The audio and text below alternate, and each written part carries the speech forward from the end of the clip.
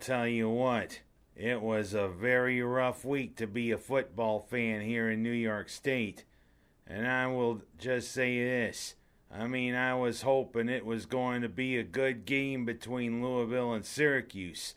But now I'm wondering, who did Dino Babers hire as his defensive coordinator? Elmer Fudd? Or, anybody else? Or maybe Gomer Pyle? Because look at the stats. 62 points, 844 yards given up in our house. Yeah, he hired Gomer Pyle. Golly, how do we defend this Lamar Jackson, huh? Yeah, I tell you how you defend him.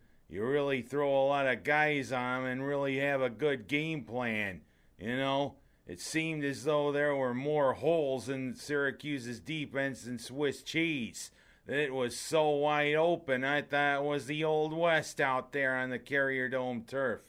He had room to run and then some. And what about that? When Cordell Hudson squared up to make the tackle, hey, he decided to act like a child. Jackson decided to play leapfrog over him. Hey, you're an almost 20-something guy, It's a little old to be playing games like that. Of course, to me, that wasn't riveting that he did that. He has definitely entered the national consciousness, and people are looking at him as a legit Heisman contender. Rolling up stats like that on Syracuse, anybody would be a Heisman contender. I do give Syracuse's offense some kudos. They put up 28 points, but still, making Sterling Hoffrichter punt 11 times. Of course, what can I say? It's only the second game with our new wide-open attack. But Dino Babers and the troops, they got some work to do. Giving up all those points, all that yardage, I shudder to think what's going to happen when they play Clemson and Florida State later this season. Dino Babers and staff, you got to get your act together. We can't be embarrassed like that too many more times. You want to bring Syracuse back to prominence, get a defense. That was awful. But I'm going to switch to that, and I'll quickly talk about Buffalo. For an offense that was supposed to be better and a defense that was questionable, hey, the defense actually looked pretty good against Joe Flacco, albeit giving up that touchdown pass. Other than that, Buffalo could have won it, but Tyrod Taylor and the offense didn't do us any favors. It was a good old-fashioned rock 'em, sock 'em, knock 'em in the teeth type game.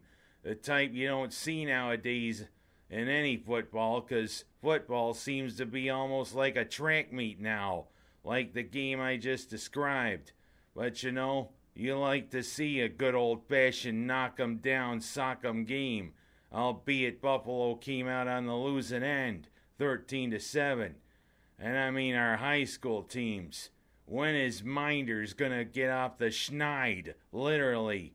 2 games, they haven't scored any points. They got shut out by Lions in their opener. Then they get shut out by Red Jacket, 42-0. And Waterloo, after a stunning opening game against Newark, they didn't exactly do the local teams any favors, losing 32-8 to East Rochester Gananda.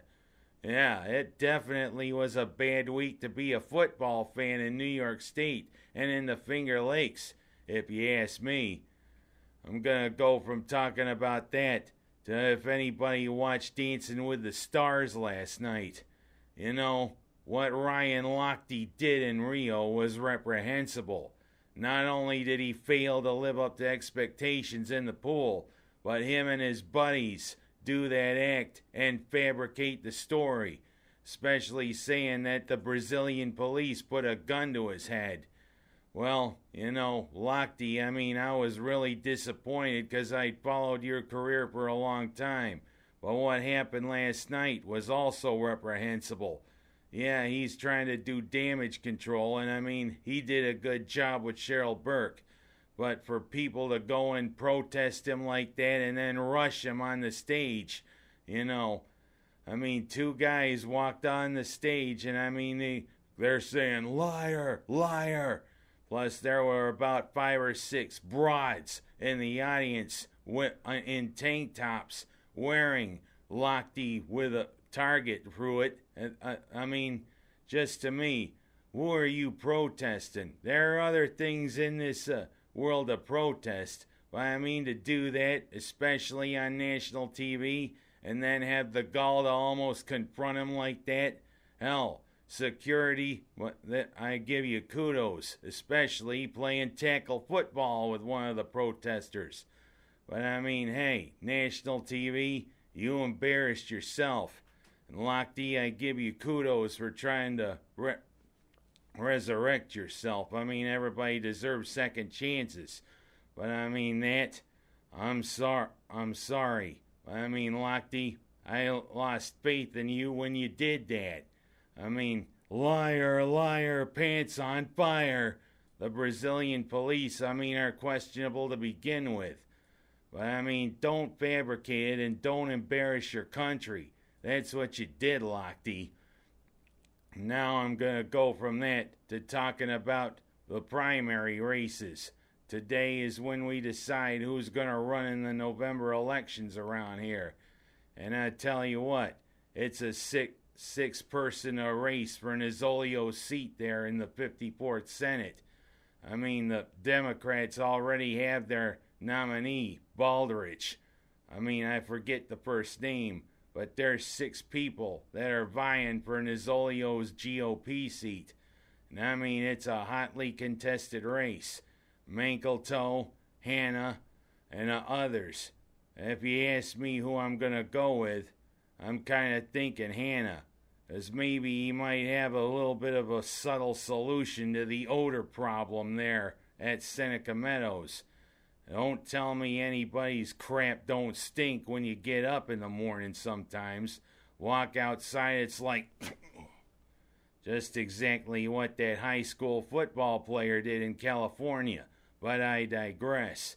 But Hanna, he was part of the state DEC commission, and he had an idea on how to control the odor.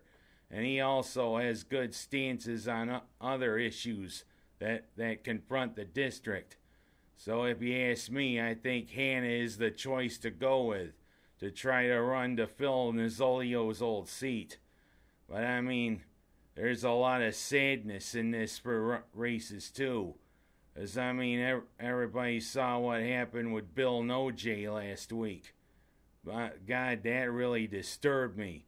The thing is, because it's so late, he's still on the ballot.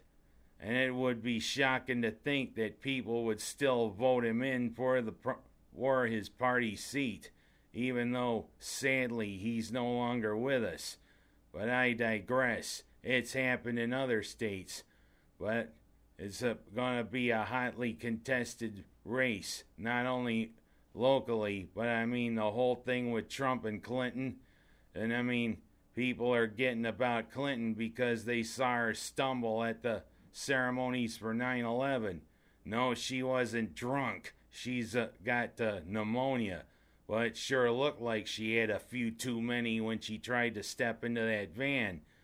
But I digress. I mean, Clinton, I hope you're feeling better. It's going to be a heck of a race. And I hope that people say, I mean, they don't elect Noje, because, I mean, we don't need people voting for somebody who's no longer around. But as I said, it's going to be a hotly contested race. And that's all of the time I have for this week. And that's my my look at the football, and hopefully we're going to have a better week. South Florida comes to the Dome, and I mean, South Florida is already a 12-point favorite. We got to have a better defense, Gomer Pyle. Oh, I guess I will. Yeah, I went from Gomer Pyle to Goofy. Yeah, yep. Yeah, nice defense, Scoopy. We gotta have a better one when we play those Bulls. And it's no bull, if you ask me. And Buffalo, we're playing Ryan's old team. We can't let the Jets run over us on Thursday night. I'm Ken Haas, and those are my stories.